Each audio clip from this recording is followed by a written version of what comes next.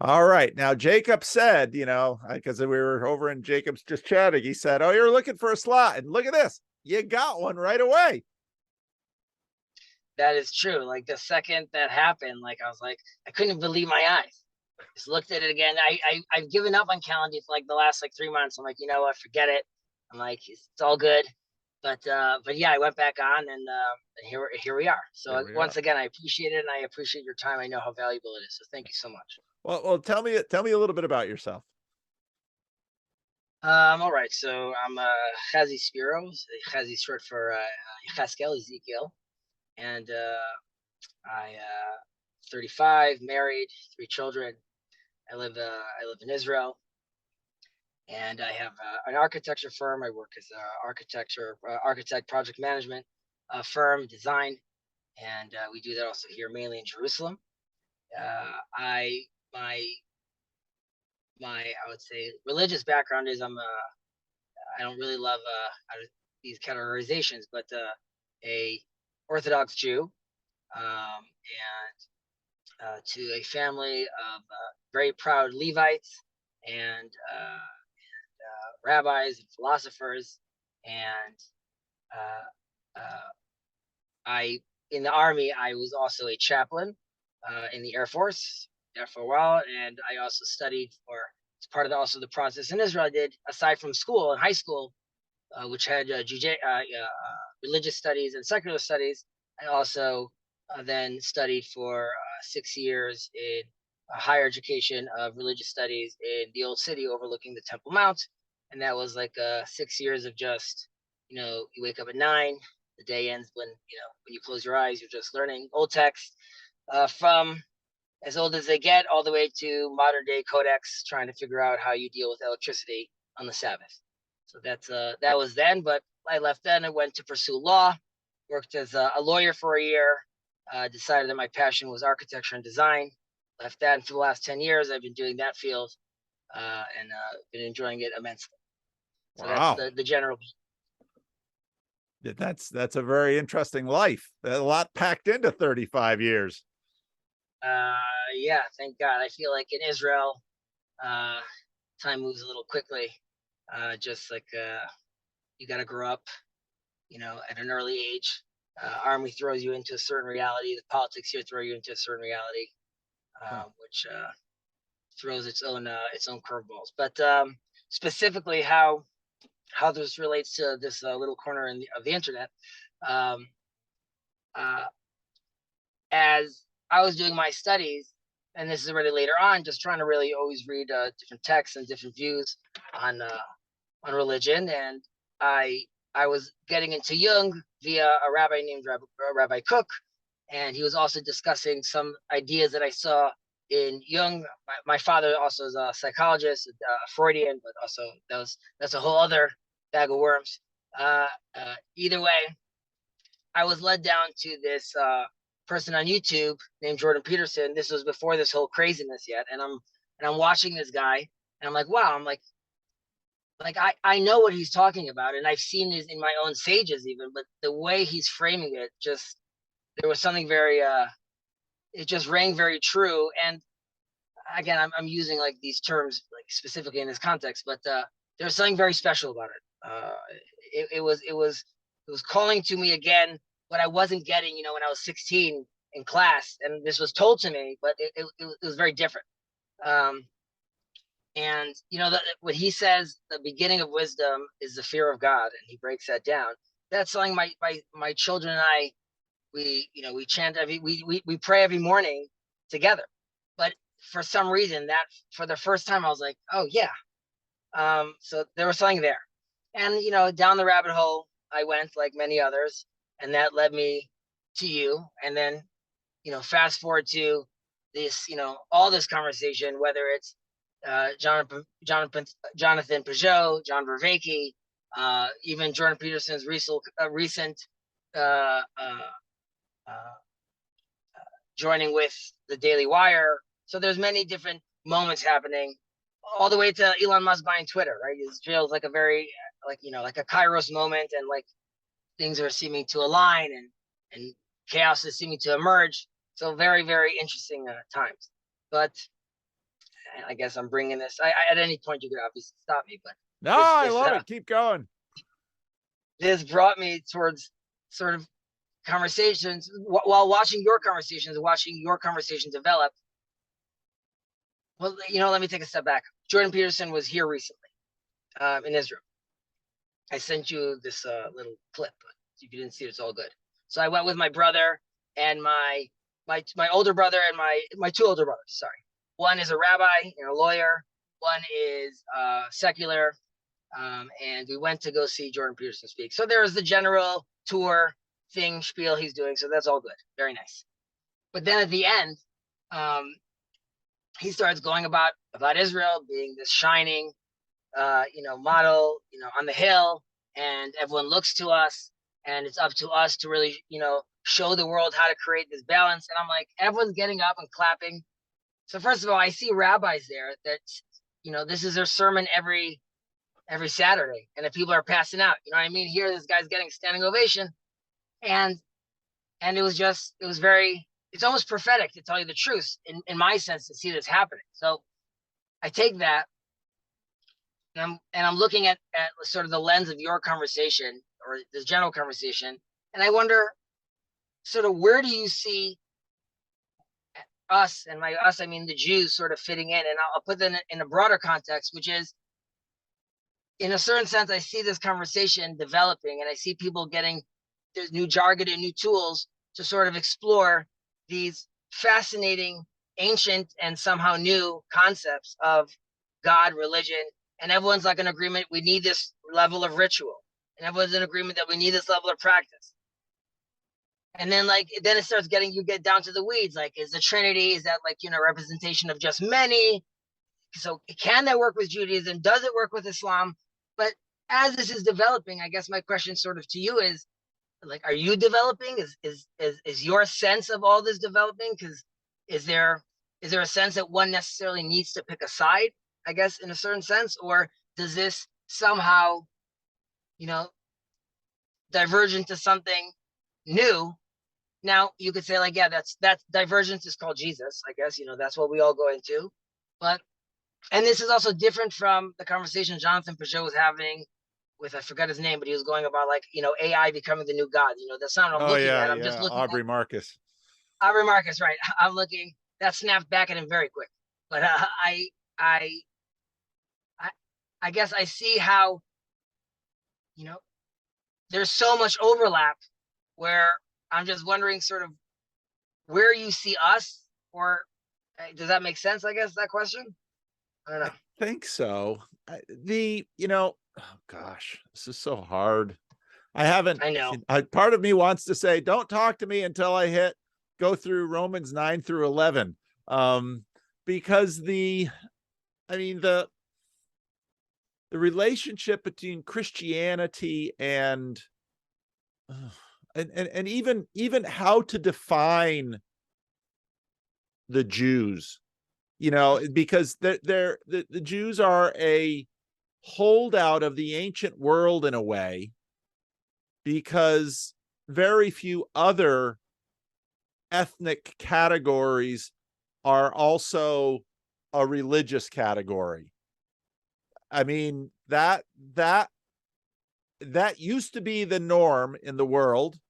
You had, the gods of the Greeks and the gods of the Romans kind of, imported a little bit, and, you had all of that. And so, and then, of course, what happens partly in the Christian story is that you get this non-ethnic religion called Christianity, of which is started by Jews. And, I sometimes, I was having this little spat with Jacob a little bit. The New Testament is written by Jews, as was the Old. For Christians, the whole book is written by Jews, with a possible exception of the book of Hebrews, which Jacob would probably cheer and say, yes, that's right, not that book. But, and then you have, so I'm working through Paul. My adult Sunday school class for me is one of the high points of the week for me, because I get to talk out loud and talk with, like, normal folks and try to wrestle with this wrestle with this Paul of Tarsus, which is, such a important figure in the development of Christianity, obviously, but not singular. I mean, we have the non-Pauline books in the New Testament. So on one hand, I'm not a supersessionist that says that because of Christianity, the Jews are just sort of tossed to the wayside. Paul doesn't certainly treat his people that way. And so, and then you have the historical fact that the Jews have remained a vital, powerful, significant people on the world stage today, with or without the state of Israel. And then you throw the state of Israel on top of that. And, as a Christian, you just have to say, no, I'm not a fundamentalist dispensationalist out there that has all of this, framework that Israel and all that's supposed to fit into. It's quite a bit more. Oh, here's a book by one of my seminary professors. I can't seem to lay hands on it. It's way up there. I'm not going to stand up and reach it. But, to me, God isn't finished with the Jews. And what's that about? And I don't know. And that seems to be Paul's idea too. And so I don't know. It's again, it's just remarkable. I mean, you shouldn't be around anymore. In so many ways. But here you are. God clearly, has not abandoned his chosen people. So what's he doing? I have no idea. I would say, I mean, there were just elections in Israel yesterday, and this is in the last year and a half. It's like the fifth time or so we're going to elections. Like, it's crazy because there's a stalemate, and it seems like the right has won. I'm not trying to get into a whole political conversation. However, the right specifically now represents like one of the biggest religious parties, like multiple religious parties together, which is, if you take a step back, and I have many issues with how the religious and state together are combined here and how it's represented. But if I take a step back, I'm like, okay, it's in Israel and they're sovereign and they're like a mini superpower. And the Knesset is named after like the old, like, it's just, and then again, I see Jordan Peterson, right? This modern day Jethro, this guy, this foreigner coming in again, like, whether it's Ruth or whether like this always comes in, and he's coming and telling us, and again, in a certain way, and it's also very difficult to have this conversation without, again, chosen people is a very loaded term, right? And something about the way he said it, which is, are we more, it's less chosen, because I think there's room, definitely in the way I interpret religion, where I could see Islam and I could see Christianity as, again, expressions of truth, just different than I'm saying. And God speaks in different languages and many different variations of that. But that, I don't have that tension. I'm like, how could we all fit together at a certain level, I guess. But then again, I part of me wants to go, join like the bandwagon, and again, in many different ways. Like, I could go down the psychedelic route. I could go this route. I could go that route. But here I am. I'm like living here. I'm having this conversation with you, but like I'm living this reality, which is very prophetic. You know what I mean? So it's and I guess this relates back to what I was saying. Like, where do you see us? I guess in this conversation, like, and you're saying like, I don't know, like, how do you frame that context? Because like, I'm not saying this to you personally, but like, in theory, you could put on glasses of a Noahide and be like, maybe I should be looking at the world like this way. Like this story seems to not have ended, but that's also intense. Like, I'm not necessarily sure, I like, even my Maimonides and other prominent religious figures have discussed how Christianity and Islam are very much, also these are voices of God, doing doing God's work and clearly manifesting the concept of unity in the world as far as like within one God. So it's very tough for me because I'm very comfortable. I have my own issues with how I think my religion is developed, but I'm very comfortable within my religion. But I'm looking sort of around and I'm really wondering sort of how are we being seen sort of from this little corner? And it could be that like this little corner is not really that interested in that smaller corner, which like, you know, it needs to develop on its own and we'll see what happens. But I don't know, as this conversation develops, I just see it becomes more clear to me that Judaism specifically needs to open up its eyes and realize that Christianity and Islam both need to come into the conversation just in general, because we only move forward together. Yeah. But I'm not exactly sure how that happens. And I know on our side, it requires a lot more flexibility with seeing Christianity and Jesus definitely as divine concepts, which I know obviously is very, that's heretical within itself, obviously. Yeah. But like, you know, Jacob to feel comfortable to use an icon of Jesus for his forum to have a conversation, that was in itself, I see as like very welcoming in a certain way. If you could balance that, but Jacob himself is such an interesting anomaly on many different levels, and you know how he has become such a part of it, you know, in terms of this little corner. And I was telling my mother the other day, you know, my spiritual gift of attracting the strange.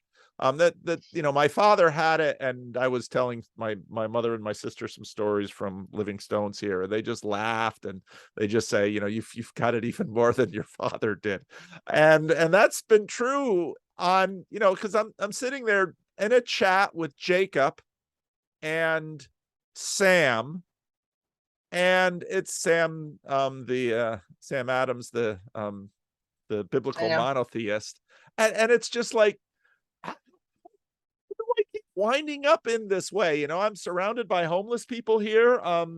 Living Stones itself is an island of misfit toys.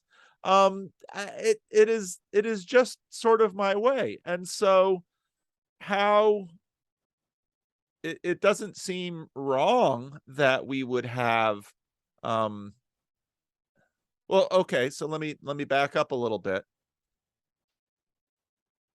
Christianity and probably any religion worth its salt is sort of a universalist religion. It makes ultimate claims about the world.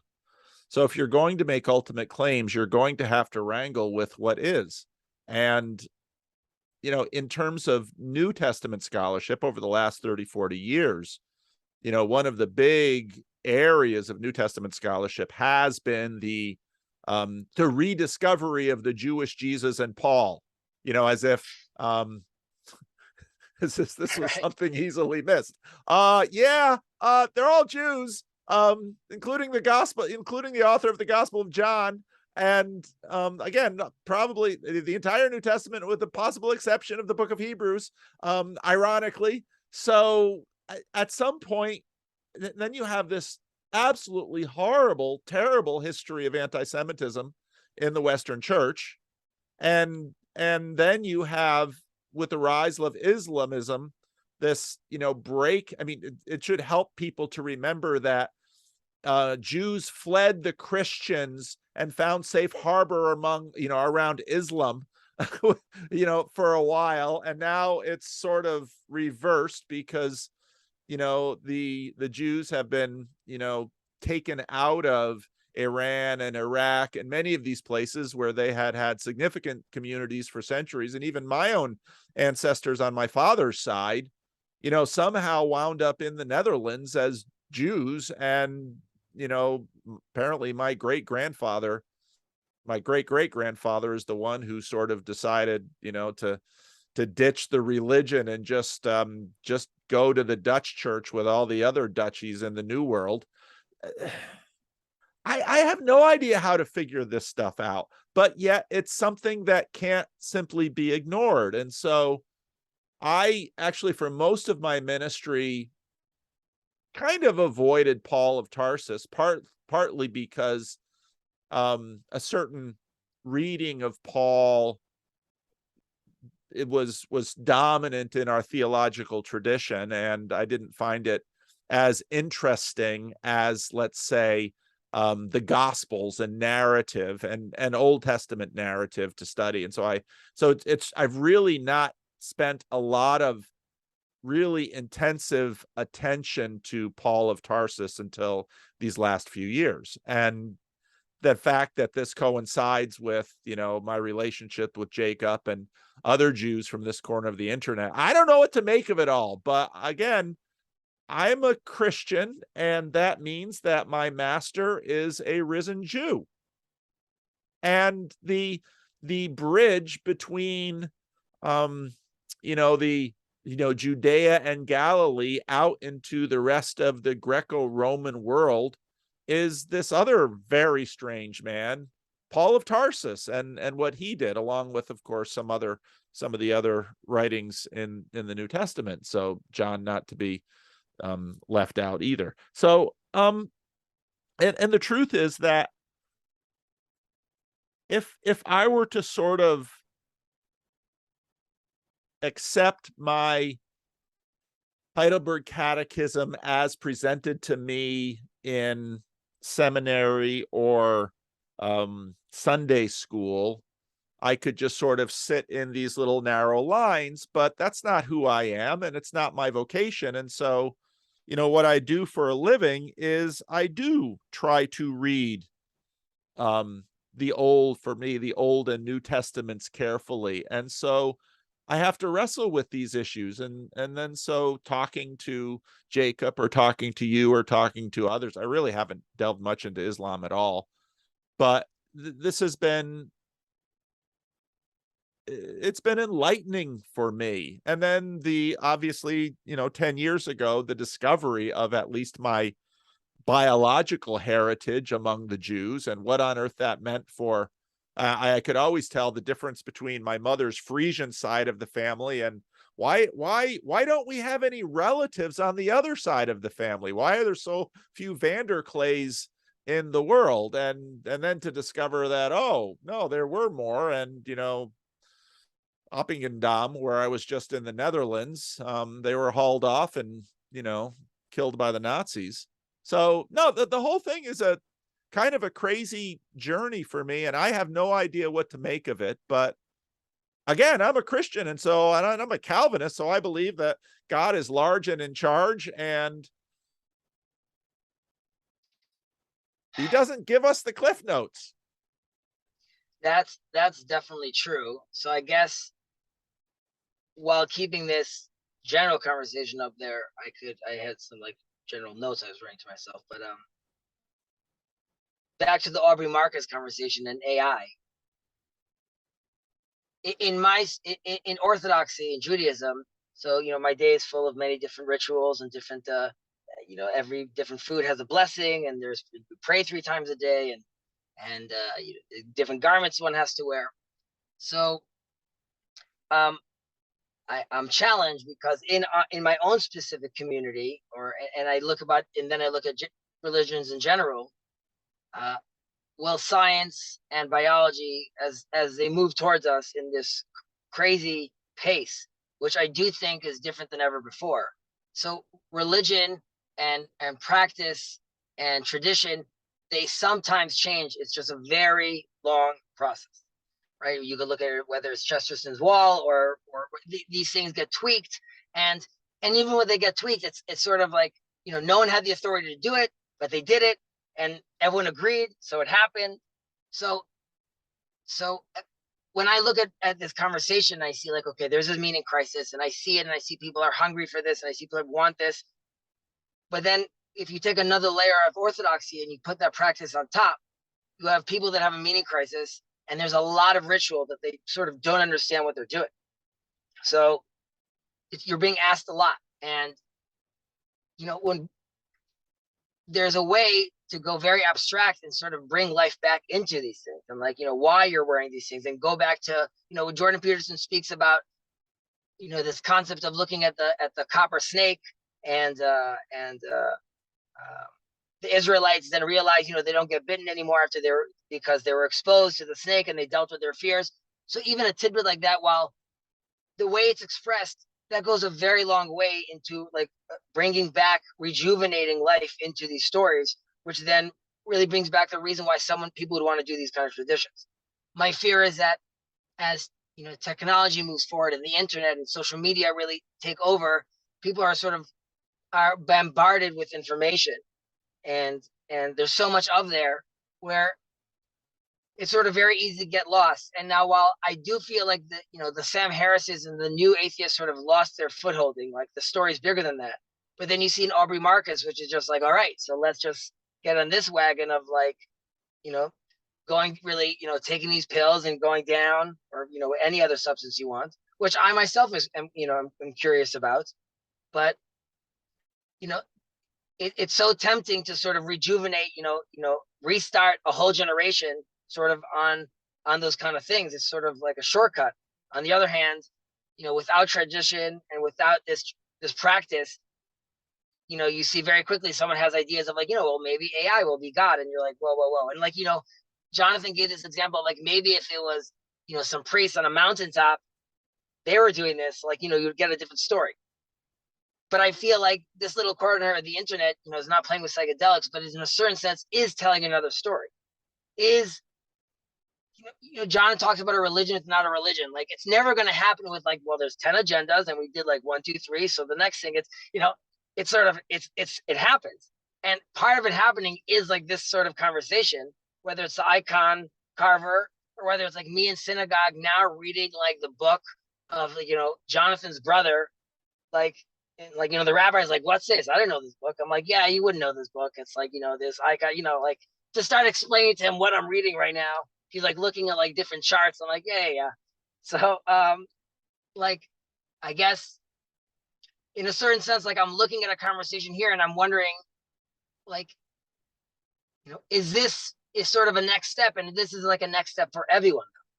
Like, it's sort of Judaism requires a faith shift, and Islam requires a faith shift, and Christianity requires a faith shift, but then they all get to sort of have this conversation where we're clearly talking around each other. Now, like, Jonathan and you are having this conversation, and then they're like, yeah, but there's like this little issue here, so he's going to explain Jesus, that way, bottom up and top down, and like, we're still dancing around it, but like, this is so much closer than ever before, as far as like, if you want to quote unquote bring science into it.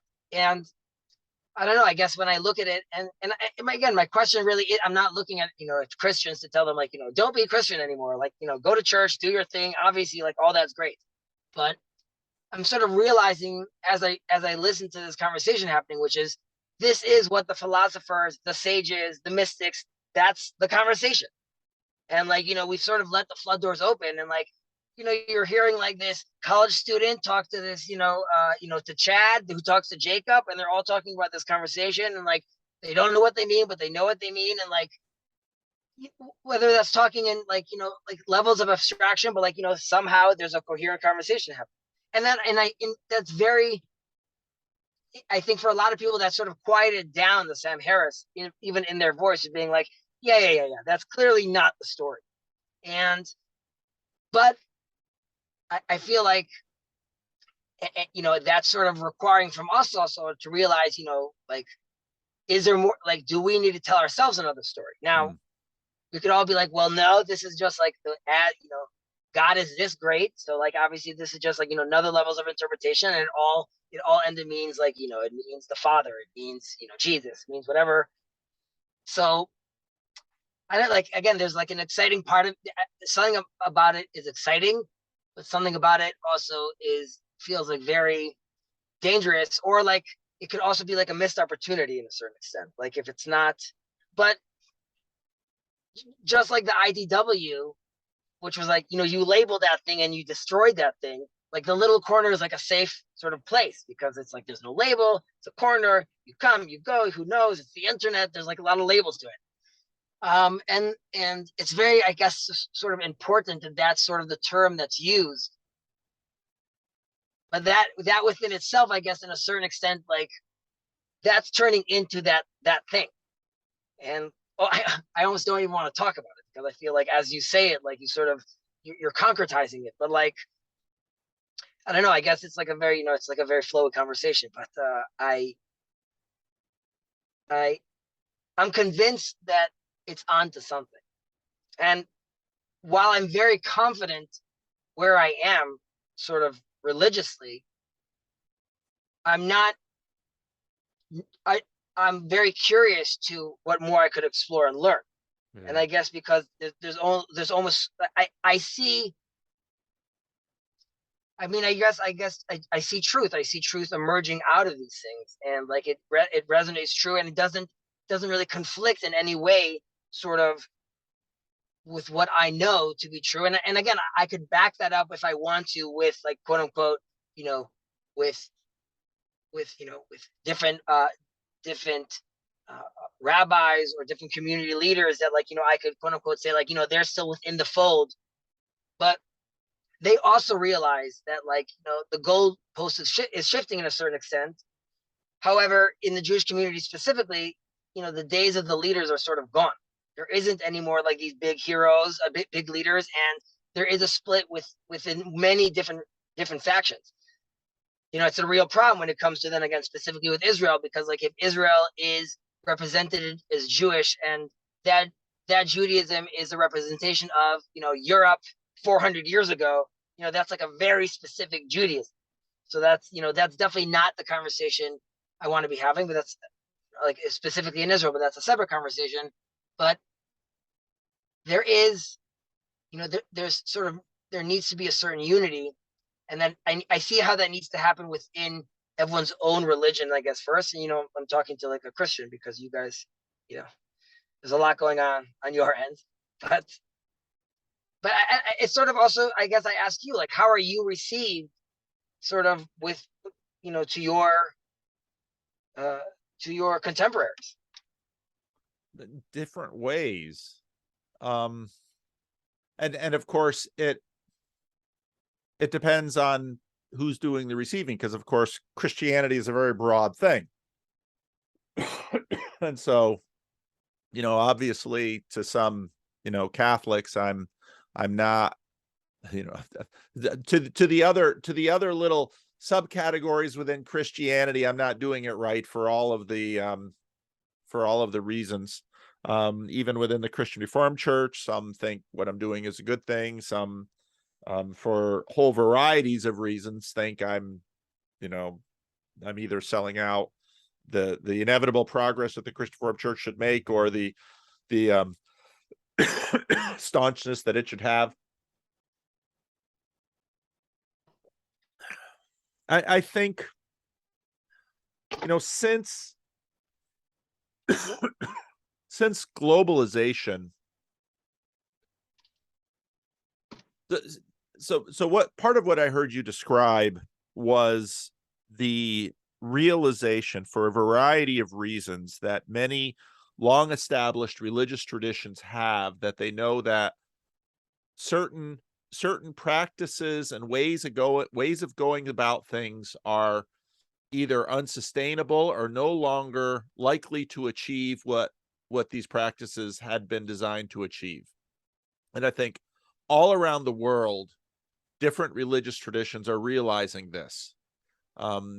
Technology in particular over the last couple of hundred years, and sped up over the last 100 years, I think increasingly, has disrupted all of the usual technologies that religions used to at least achieve many of their goals. And, whether those be rituals or practices, information technology, mass media at the beginning of the 20th century, now the increasing power of the internet in the 21st century, so much of the, to use Vervaeke's term, psychotechnologies that religions have deployed have been seriously disrupted. And religions, I think about John Vervaeke's conversation with Rafe Kelly, religions have by no means known quite what to do with this. Now, as with many disruptions, there's a few things on the menu that religions often turn to. And you can look at, let's say, the Essenes, go out into a cave in the desert where there's no internet access, and we and our group will huddle here, and maybe we'll be left alone. But after globalization, I mean, you can't go into the Sinai desert and lose politics. You know, not for long periods of time. For a while it was Israel, and back to Egypt, and the canal is around there, and I mean it's that's just not going to happen. So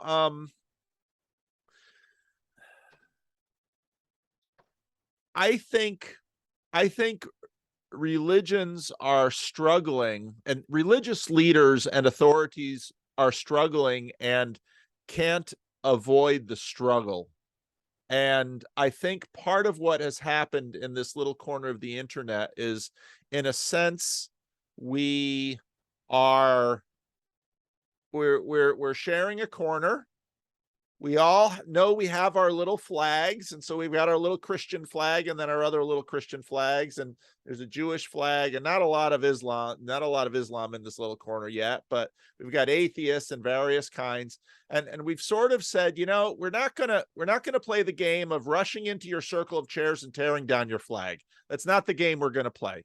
And we're also not going to forefront necessarily trying to raid, do kidnapping between each other. We're not going to play that game either.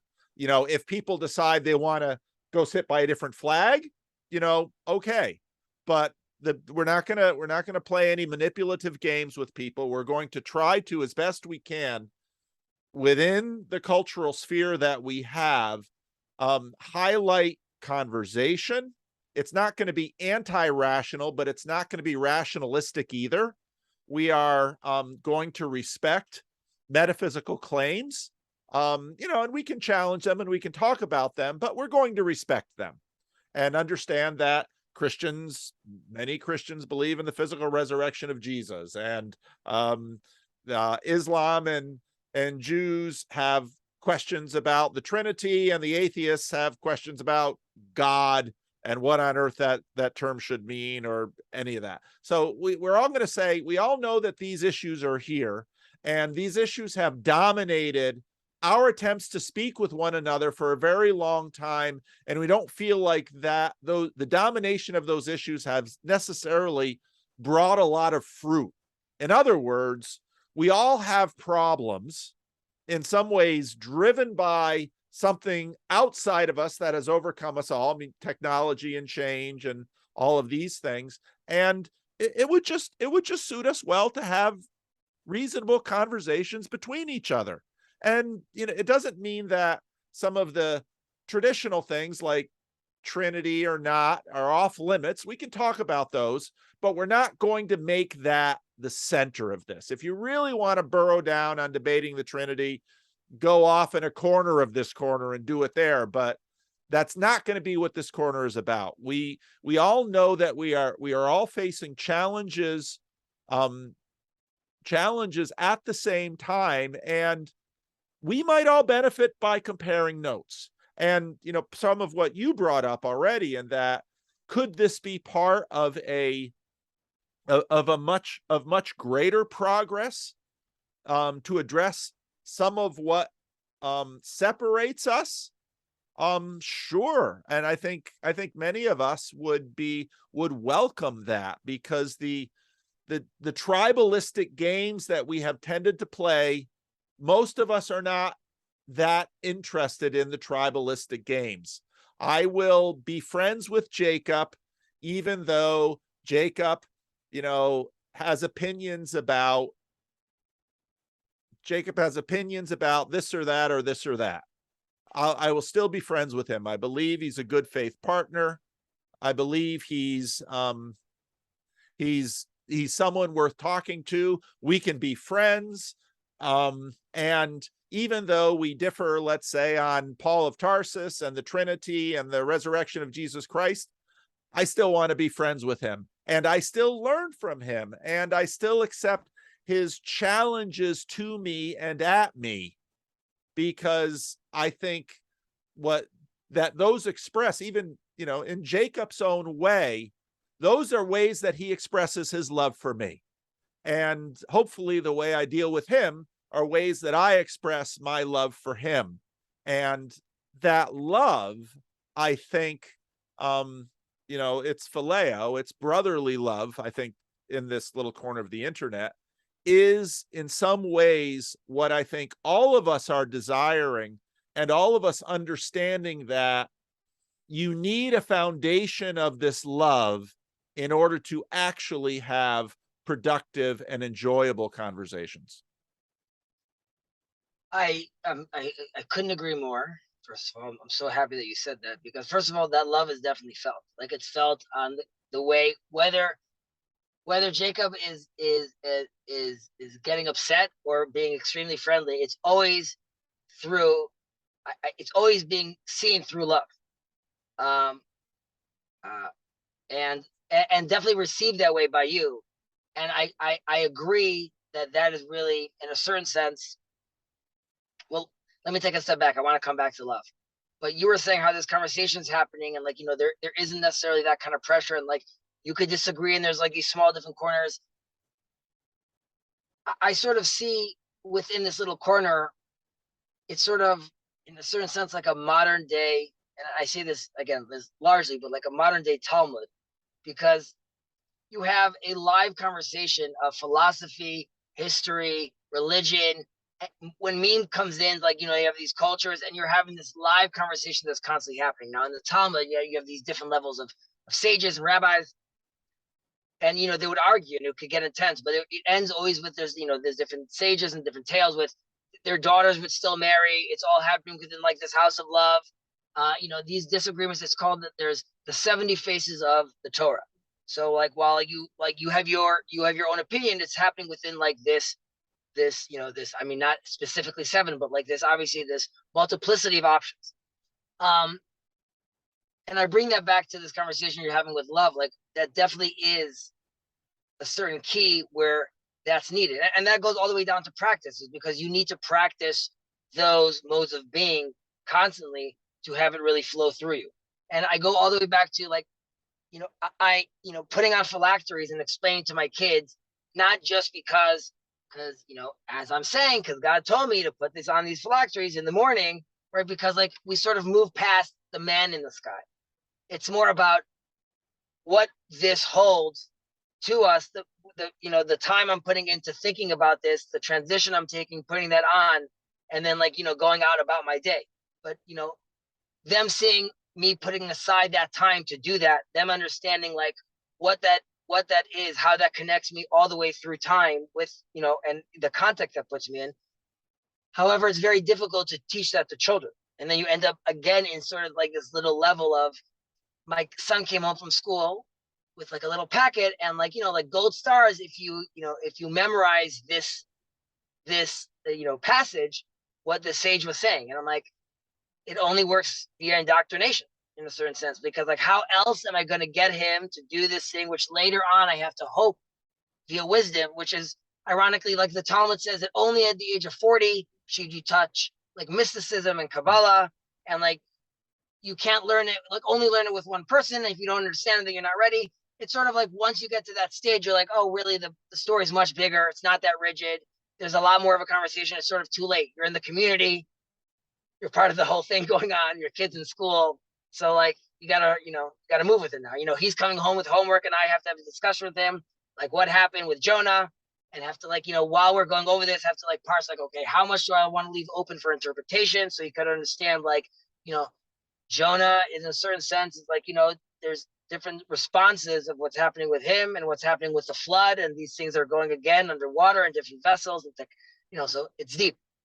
But in this conversation online, on this little corner, and I guess you could see young people all the way down to, I guess like college students are sort of saying like this, where was this story? Where was this conversation?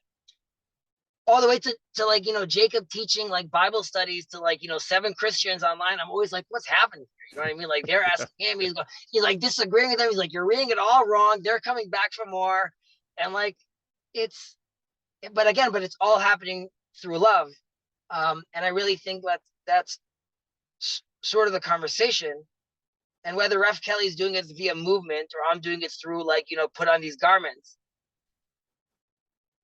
I guess that's what I mean, sort of like the next level. Like, because I don't know necessarily with as technology and even biology starts changing, like if we could all really just be in our own little corner doing like what I hope, like these 7 rituals and those 8 rituals. I think at some point, like I'm not telling people that like we could be unified, but not necessarily be we could be united, but not necessarily be blanking on the word right now. There could still be diversity and we could still be united, I guess, but it does require some people to to take off some shells. So like Judaism has like some back doors to Christianity where it's like non-Jews are allowed to worship God with other, like the Trinity is okay, but I'm looking for an even more mature conversation where like I feel like uncomfortable sort of saying it to you, but like again, it's coming sort of out of love, obviously. Like sort of, I was talking about this with my mom, which is like she's like a very, very Orthodox Jew, and I was like, there needs to be space where you could maybe somehow have a conversation where like you could see Jesus as a prophet, but that would sort of require from a Christian to sort of lower down the sun in a certain extent, right? And that's right. like a big ask, right? And that's, I don't even know that's what I'm asking for. That's just sort of like a certain example of like a practical level, like, and maybe that's even too much. And maybe like I don't know, but like I guess that's sort of where I guess this conversation in this corner that could happen because there's room for that. There's like space. There's space for that. No, I think so, and I think we've been. I think that has grown out of the fact that we've sort of been practicing it, and now it's tended to be more conversations within Christianity, and arguably Western secularism is actually a version of Christianity. I mean, people are asking for a religion that doesn't have, religious propositions. Well, that's kind of what secularism is. And right. And then part of what's amazing about the Jews is that they clearly punch above their weight. I mean, the number of Jews in the world, there's just not that many of them. And so sound like kind of, well, it's true. Peterson. That's his claim, which was very. I mean, obviously, it's very dirty. It's not filtered, but like, yes, it's very uncomfortable. Obviously, as he's talking about it, but yes. Well, I remember one of my seminary professors just saying, it's quite remarkable. Again, it's you shouldn't be here anymore. I mean, how many attempts to wipe out the people, the persecution, and yet here in the 21st century, you have a group of people who continue to maintain their unique bond of ethnicity and religious beliefs, and at such a high level. It's an absolutely remarkable thing. And but that in this little corner, we've had Jacob, who is in a force of nature in his own regard, but we haven't really, we've got some Orthodox rabbis, we've got some Roman Catholic priests, we've got at least me, a Protestant, a Protestant minister, Protestant clergy. We haven't had any rabbis. And someone standing within a Jewish institution. I've been trying to identify one to introduce to this corner. Oh, difficult. But part of also this corner has been, because of the nature of this corner, a lot of it has just simply been participation. And so in that way, Jacob standing at least within probably more within my little circle. I mean, we could imagine my circle, Jonathan Peugeot circle, Vervaeke circle. I mean, Jacob's got much more visibility within my little circle, but I think ideally it would be helpful to have someone with standing. But that would have to be participatory too, because again, in this little corner, status is a function of participation more than necessarily institutional status or rank. And so I have institutional rank in a small Protestant denomination, in a very not a denomination that has much of a hierarchy. But Jonathan is not clergy in the Orthodox Church. John is a professor, so he has a degree of rank. He's a tenured professor, head of his department. He's published all of those, so he's got some ranking in the academy. But generally speaking, in this little corner, one's status is far more a function of their participation, and that participation is usually measured in, okay, do you have a YouTube channel? Are you hosting conversations? You look at Sam, Sam Adams from Transfigured. He's got his channel. He's hosting conversation. Jacob increasingly is using his channel. Chad has his channel. Sevilla has her channel. Karen has the meaning code. And so it's been, that's sort of a way, Grim Grizz has his channel. That's sort of a way to gain status and gain position here. And that's much more, you don't need a channel with 1 million subs. You just need to participate, and you need to, in a sense, do the work. And so that's been another function of this. And we haven't seen that from anyone who's been established in Jewish institutions. The only person I could think of that I think, Zevi Slavin from Seekers of Unity. Oh, yeah, that's true. That's true. He's been building himself actually like quite a nice